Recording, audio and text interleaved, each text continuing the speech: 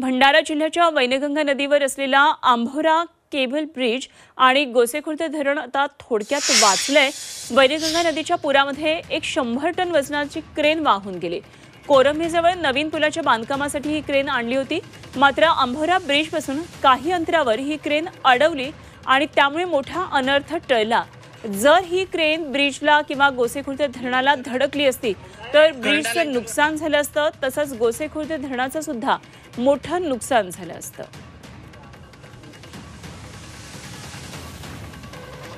तर आपण या दृश्यांच्या माध्यमातून पाहू शकतोय वैनगंगेला पूर आलेला आणि काही किलोमीटर अंतरावर या क्रेनला अडवलं। ही क्रेन या महाकाय पुरामधून वाहत चाललेली होती।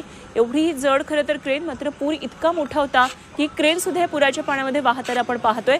तर पुढे आंभोरा ब्रिज आहे, या ब्रिजला क्रेन धडकली असती मात्र हा अनर्थ टळलेला आहे। त्याआधीच या क्रेनला अडवण्यात आलं तर याचा धोका गोसेखुर्द धरणाला सुद्धा होता। जर क्रेन या धरणाला धडकली असती तर निश्चितच धरणाच्या भिंतीला तडा गेला असता, मोठा भगदाड पडलं असतं, मोठा अनर्थ झाला असता। मात्र दोन्ही अनर्थ टळलेले आहेत। भंडाऱ्यामध्ये हा मोठा अनर्थ टळलेला आहे।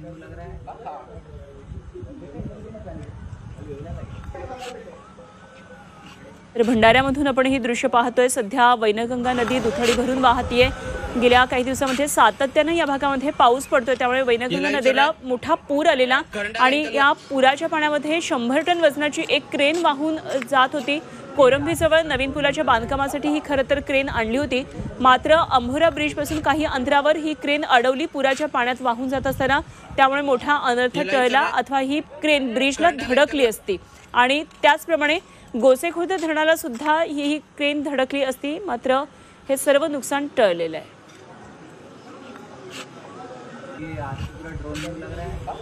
तर आंभोरा ब्रिजच्या तिथल्या अधिकाऱ्यांबरोबर बातचीत केली आहे आमचे प्रतिनिधी प्रवीण तांडेकर यांनी। की नेमकं काय प्रकार घडलेला असते, किती मोठी दुर्घटना घडली असते, काय सांगा?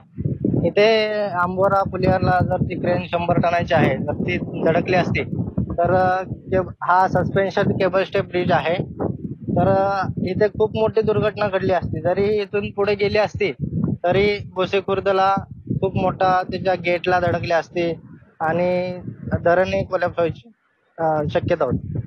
काय सांगाल, जी क्रेन तिथे नदीपात्रात ठेवण्यात आली, कशा पद्धतीने त्यांनी परवानगी घ्यायला पाहिजे होती? त्यांनी आधीच आपत्ती दिसतानाच ती क्रेन बाहेर काढायला पाहिजे होती। त्यांच्याकडे जे बोट्स आहेत त्यांनी ती क्रेन इझिली बाहेर आली असती। त्यांनी अजूनही त्यांच्याकडे वेळ आहे, जी 4 किलोमीटरला त्यांनी कॅच केलेली आहे तिथूनच त्यांनी बाहेर काढावी तात्काळ।